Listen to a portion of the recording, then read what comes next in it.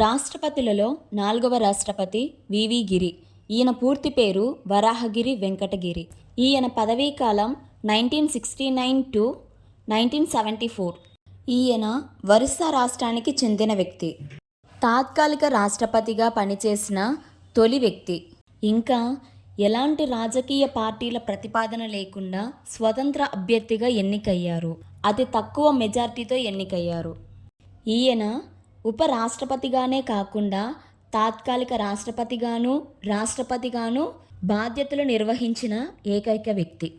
ఉపరాష్ట్రపతిగా పనిచేసి రాష్ట్రపతి అయిన 3వ వ్యక్తి. వివాదాస్పదంగా ఉన్న కార్మిక బిల్లును వెనక్కి కూడా పంపించారు. కార్మిక ఉద్యమాలతో సంబంధం ఉన్న రాష్ట్రపతి.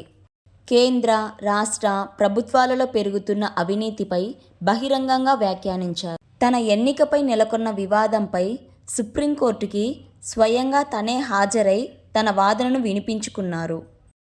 భారతరత్న అవార్డు పొందిన 4వ రాష్ట్రపతి. 14 బ్యాంకుల జాతీయీకరణ మరియు రాజాభరణాల రద్దు ఈయన పదవీ కాలంలోనే జరిగింది.